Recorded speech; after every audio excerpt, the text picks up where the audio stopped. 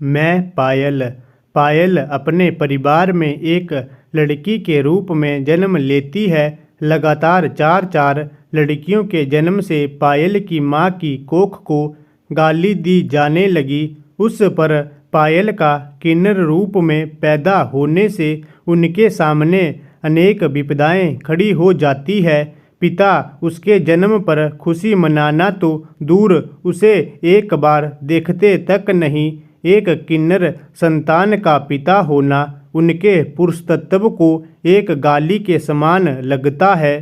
पायल के पिता जब भी उसे देखते उनका खून खौलने लगता। वह पायल को वंश के नाम पर कलंक मानते। पिता द्वारा दी जाने वाली शारीरिक यातनाएं पायल मूक हो सहती रहती। सर्वप्रथम अपने पिता के मुंह से वह अपने लिए हिजड़ा शब्द सुनती है।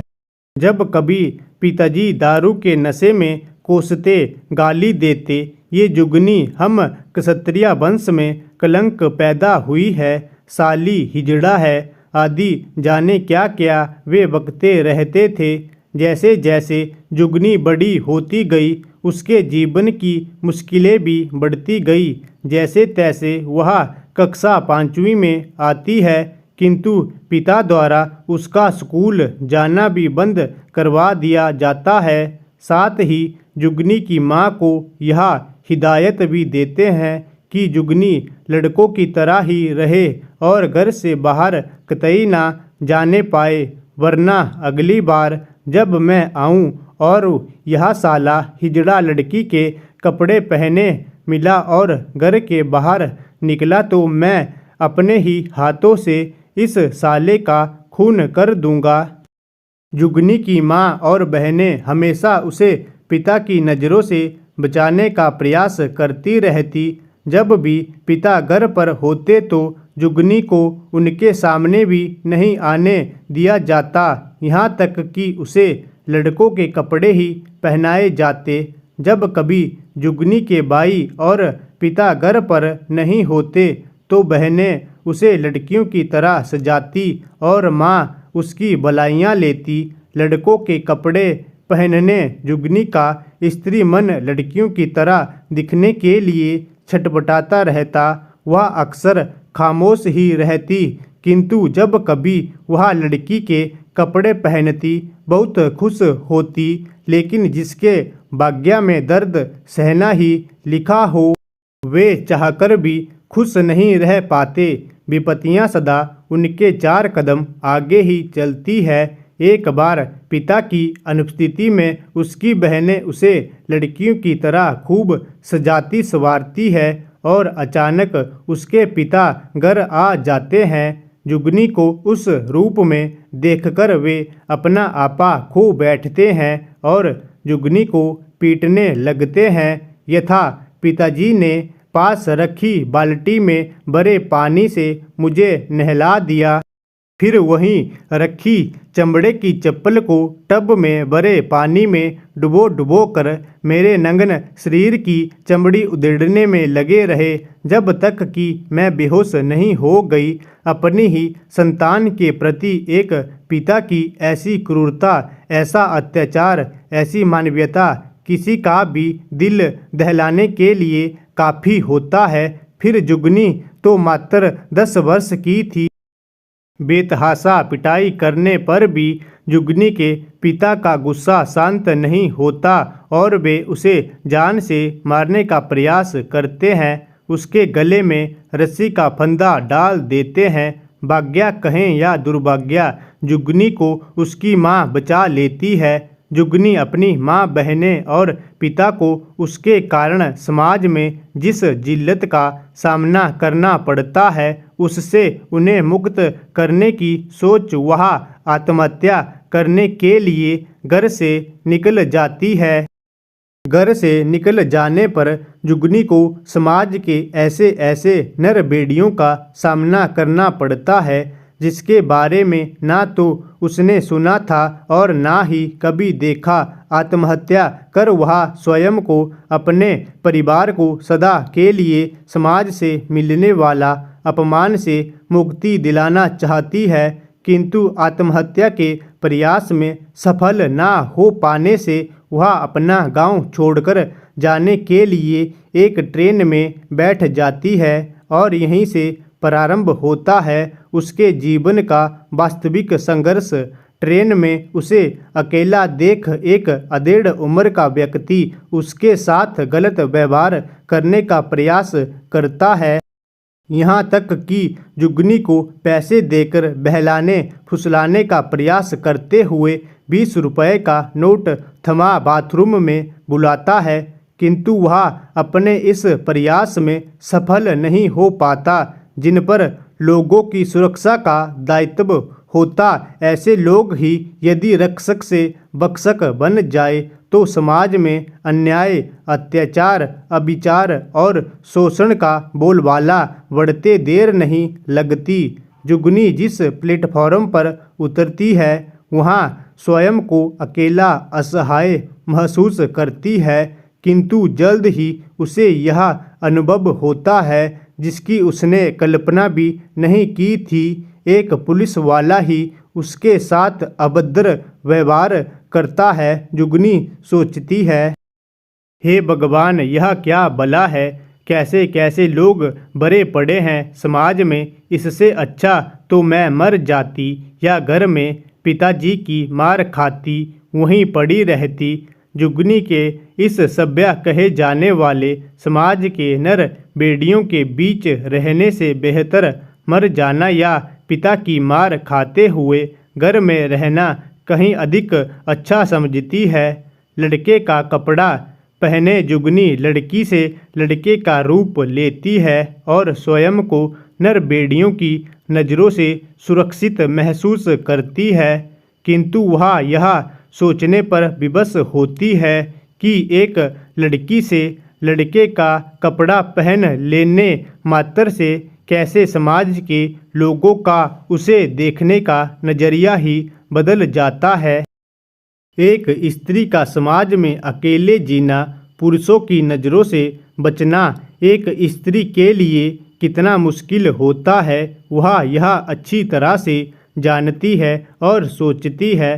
घर परिवार से दूर होते ही बाहर के समाज में लड़की का रूप लिए रहना असुरक्षित है।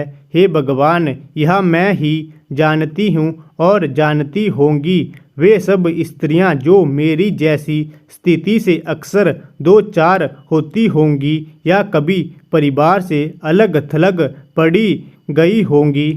देह के नरबक्सी बेड़ियों को चुभती नज़रों को बड़ी शिद्दत से महसूस किया होगा, जो मादा गंध के उठते ही खूंखार हो उठते हैं और मौका मिलते ही दबोच लेने के लिए उतावले बने रहते हैं। समाज के लोग चाहे कितने भी आधुनिक हो जाएं या कितने भी शिक्षित हो जाएं, किंतु स्त्री के प्रति समाज का नज़रिया अधिकतर हीन ही रहता है, जिसे पायल अच्छी तरह समझती है। अपनी माँ, परिवार और गांव से दूर पायल स्वयं को बहुत ही अकेला असहाय महसूस करती है और बड़े पूरे समाज में रहकर अपनों से अलग अकेला रहना कितना कठिन, कितना जोखिम भरा होता है। वह कोई भी अकेली असहाय स्त्री इस दर्द को समझ सकती है। घर से दूर रहते हुए ऐसी कोई भी जगह नहीं थी जहां पायल स्वयं को सुरक्षित महसूस करती। सभी जगह देह के भूखे बेड़िए किसी न किसी तरह उसका शोषण करना चाहते। पायल का संघर्ष धीरे धीरे और अधिक कठिन हो जाता है। अकेली पायल रेलवे प्लेटफॉर्म पर कभी भिखारियों के पास रही, कभी अकेले, कभी भरपेट खाया तो कभी भूखे ही सोई। इस संसार में जीव की यदि सबसे बड़ी कमजोरी है तो वह है भूख, जिसके आगे प्रत्येक जीव कमजोर पड़ जाते हैं। समस्त संसार के गति का कारण भी कदाचित भोजन की प्राथमिकता ही है। भूख से व्याकुल पायल इतनी लाचार हो जाती है कि खाने के लिए कुछ ना मिलने पर लोगों का जूठन तक खाने को विवश हो जाती है। यहाँ तक कि एक यात्री द्वारा फेंके गए वासी खाने को उठा लेती है और खा जाती है। अपने से बिछड़ने का दर्द तथा समाज से मिले अपमान से आहत पायल ऐसे समाज में जीने से अच्छा मर जाना चाहती है, किंतु वह ऐसा नहीं कर पाती है। किन्नर होने में उसका अपना क्या दोष है जो दर दर उसे लोगों के द्वारा अपमान का सामना करना पड़ता है।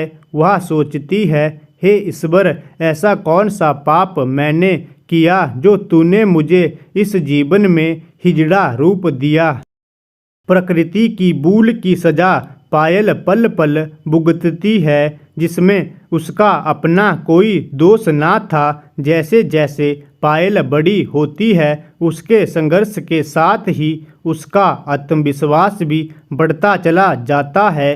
चाय की दुकान पर नौकरी करने से लेकर एक फिल्म प्रोजेक्टर के संचालन तक का सफ़र उसके लिए आसान नहीं रहता।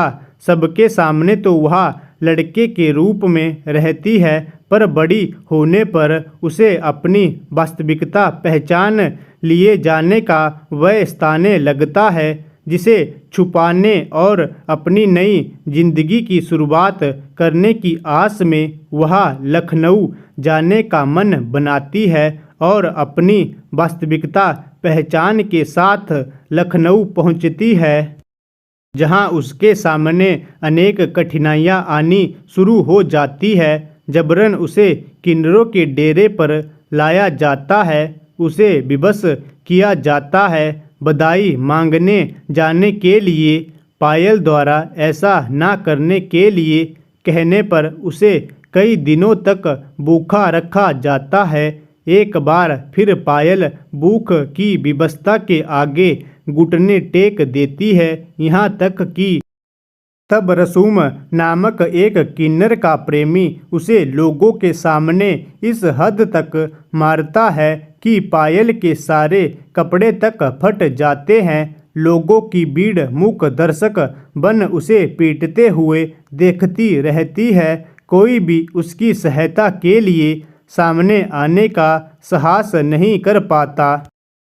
उसे समाज के तमाशबीन बने इन मर्दों से नफरत हो जाती है और वह कहती है, हिजड़ा हम लोगों को कहा जाता है, जबकि पुरुष समाज के तमाशाई ताली बजाने वाले नामर्द ही हिजड़ा कहलाने के सच्चे हकदार है।